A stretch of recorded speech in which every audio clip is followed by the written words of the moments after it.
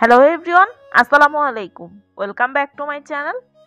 আজকের রেসিপিতে আপনাদের সাথে শেয়ার করব ময়দা দিয়ে সহজভাবে কিভাবে ঘরেই একদম হুবহু মিষ্টির দোকানের মতো বালুশাহী বা বালুশাহী মিষ্টিটা তৈরি করতে পারেন। সব টিপস সহ একেবারে পারফেক্ট একটা রেসিপি শেয়ার করার আজকে চেষ্টা করেছি। আশা করছি আজকের এই দারুণ মজার মিষ্টির রেসিপিটা আপনাদের কাছে ভালো লাগবে। আর এটা তৈরি করে কিন্তু 5-6 দিনের মতো ফ্রিজে সংরক্ষণ করে রেখেও খাওয়া যায়। প্রথমেই একটা মিক্সিং বোলের মধ্যে আমি নিয়ে নিয়েছি মেজারমেন্ট কাপের 1.5 কাপ পরিমাণ ময়দা। অবশ্যই কিন্তু চেষ্টা করবেন ময়দাটা ব্যবহার করার জন্য। এরপরে দিয়ে দিয়েছি 1/4 চা চামচ লবণ, সেই সাথে 1/4 চা চামচ বেকিং সোডা। এখন এই শুকনো উপকরণগুলোকে প্রথমে একটু মিশিয়ে নিচ্ছি। এরপরে এর মধ্যে দিয়ে দিচ্ছি 1/3 কাপ পরিমাণ ঘি। ঘিয়ের পরিবর্তে চাইলে কিন্তু নরম বাটারটাও ব্যবহার করা যাবে, আবার চাইলে তেলও ব্যবহার করা যাবে। তবে যেহেতু একদিন তৈরি করে খাবো, তাই একটু ভালো করেই তৈরি করা যাক। তাই অবশ্যই চেষ্টা করবেন এখানে ঘি অথবা বাটারটা ব্যবহার করতে। এখন খুব ভালো করে এটাকে মিশিয়ে নিতে হবে। আর কাজটা আমি কিভাবে করছি দেখেই নিশ্চয়ই বুঝতে পারছেন। এটাকে কিন্তু কোনোভাবেই চেপে চেপে ডোয়ের ফর্মে আনা যাবে না। এটাকে এরকম হাত দিয়ে ঝুরঝুরে করে এটাকে মিশিয়ে নিতে হবে। এতে করে এগুলো ঝুরঝুরিও থাকবে, আবার কিন্তু খুব সুন্দর মতো মেশানো হয়ে যাবে।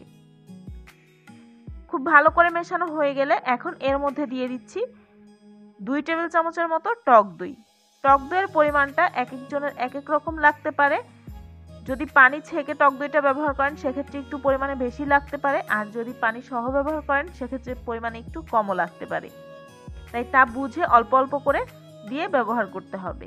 আমি এখানে প্রথমে 2 টেবিল চামচের মতো দিয়ে মিশিয়ে নেওয়ার পরে আরও কিন্তু 2 টেবিল চামচের মতো এখানে ব্যবহার করেছি। আর এ পর্যায়ে এটাকে এভাবে হাত দিয়ে একটু ঘষে ঘষেই এই মিশ্রণটা তৈরি করে নিতে হবে। দেখে নিশ্চয়ই বুঝতে পারছেন, কোনোভাবেই কিন্তু এটা যাতে ডোয়ের শেপে চলে না আসে সেই দিকটা অবশ্যই লক্ষ্য রাখতে হবে। আর দেখতেই পাচ্ছেন যে এটা কি পরিমাণ সফট। হাত দিয়ে আলতো একটু মেখে নিলেই কিন্তু এটা একদম ডোয়ের ফর্মে চলে আসবে। কিছুক্ষণ মথে নেওয়ার পরে একটু সময় নিয়ে এখন এই সবগুলোকে একসাথে জড়ো করে একটা ঢাকনা বা প্লাস্টিক র্যাপার অথবা একটা ভেজা নিংড়ানো কাপড় দিয়ে এটাকে ঢেকে রাখতে হবে 15 থেকে 20 মিনিটের জন্য। 15-20 মিনিট পরে দেখতেই পাচ্ছেন যে এটা কিন্তু আগের থেকে অনেকটাই সফট হয়ে গিয়েছে। এখন এটাকে আবারও একটু মথে নিতে হবে, তবে অবশ্যই ওই বিষয়টা লক্ষ্য রাখতে হবে যাতে কোনোভাবে এটা ডো হয়ে না যায়। এভাবে একটু আলগা আলগা করে এটাকে মথে নিতে হবে। আর এরকম 4-5 বার এরকম একটু ভাঁজ দিয়ে নিতে হবে। এতে করে দেখবেন যে অসংখ্য লেয়ারের সৃষ্টি হবে।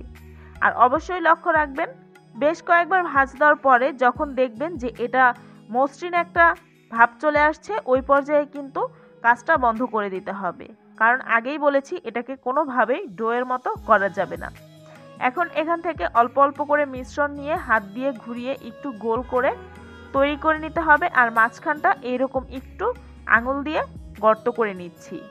এতে করে দেখতে একদম দোকানের মতো হবে। তবে কেউ চাইলে কিন্তু একদম মসৃণও রাখতে পারেন, শুধুমাত্র হাত দিয়ে ঘুরিয়ে গোল করে চ্যাপ্টা করে নিলেই হবে।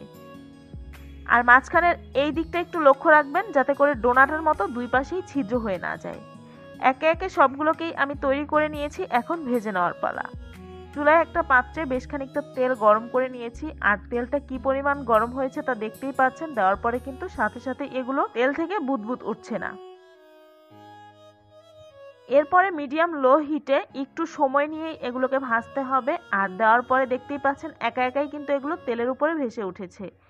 যখন এক পাশ এরকম গোল্ডেন কালার হয়ে যাবে ওই পর্যায়ে এগুলোকে উল্টে দিচ্ছি।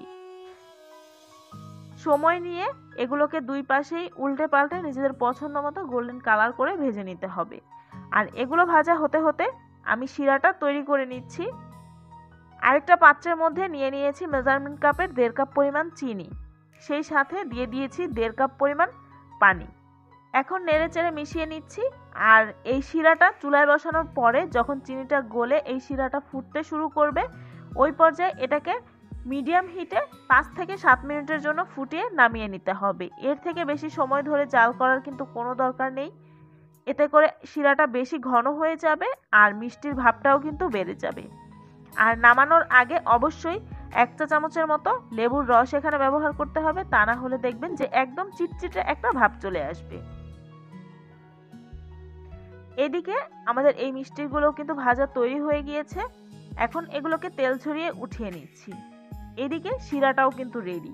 চুলা থেকে নামিয়ে হালকা একটু ঠান্ডা করে নিয়েছি, তবে খুব বেশি ঠান্ডা যাতে না হয়ে যায় সেই দিকটাও লক্ষ্য রাখতে হবে। এখন এর মধ্যে সেই ভাজা মিষ্টিগুলো দিয়ে দিচ্ছি। আর অবশ্যই এই পর্যায়ে শিরাটাও গরম থাকবে, আর এই তেল ঝরানো মিষ্টিগুলোও কিন্তু কিছুটা গরম থাকবে। কোনোটাই কিন্তু ঠান্ডা থাকা যাবে না, তাহলে কিন্তু শিরাটা সুন্দর মতো ঢুকবে না। আর এর শেপটা এরকম আঁকাবাঁকা হওয়ার কারণেই কিন্তু শিরাটা খুব সুন্দর মতো ঢুকে যাবে। যখন এই মিষ্টিগুলো হাত দিয়ে তৈরি করবেন, কোনোভাবেই কিন্তু মসৃণভাবে তৈরি করতে যাবেন না, এতে করে দেখবেন যে শিরাটা সুন্দর মতো ঢুকছে না। উল্টে পাল্টে এগুলোকে এই শিরার মধ্যে 5 থেকে 7 মিনিটের মতো রাখলেই এই মিষ্টিগুলো খাওয়ার জন্য একেবারে রেডি হয়ে যাবে। প্রায় 5-7 মিনিট পরে এগুলোকে এই শিরা থেকে ঝরিয়ে উঠিয়ে নিচ্ছি।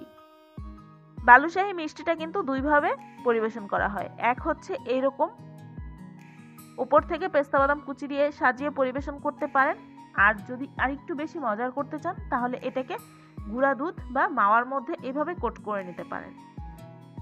হাতের কাছে যদি মাওয়া থাকে অবশ্যই কিন্তু মাওয়াতে কোট করে নেবেন, এতে করে কিন্তু টেস্টটা অনেক বেশি ভালো আসে। আর যদি না থাকে তাহলে কিন্তু কাজটা গুঁড়া দুধ দিয়েও চালিয়ে দিতে পারেন। ওপর থেকে কিছু বাদাম কুচি এবং স্যাফরন দিয়ে সাজিয়ে আমি এটাকে পরিবেশন করেছি। দেখেই বুঝতে পারছেন যে এটা দেখতে কতটা আকর্ষণীয় আর লোভনীয় হয়েছে, খেতেও কিন্তু ঠিক ততটাই মজার। একটা মিষ্টি আপনাদের সাথে একটু ভেঙে শেয়ার করছি যে এর ভেতরটা ঠিক কতটা পারফেক্ট হয়েছে। বাহিরের থেকে ক্রিস্পি একটা আবরণ, আর ভেতরটা একেবারেই জুসি। আশা করছি আজকের এই রেসিপিটা আপনাদের কাছে ভালো লেগেছে। যদি ভালো লেগে থাকে ভিডিওটিতে একটি লাইক দিয়ে ফ্রেন্ডস অ্যান্ড ফ্যামিলির সাথে আমার আজকের রেসিপিটা শেয়ার করবেন। আমার চ্যানেলটা যদি এখনো সাবস্ক্রাইব করে না থাকেন তাহলে প্লিজ আমার চ্যানেলটা সাবস্ক্রাইব করবেন।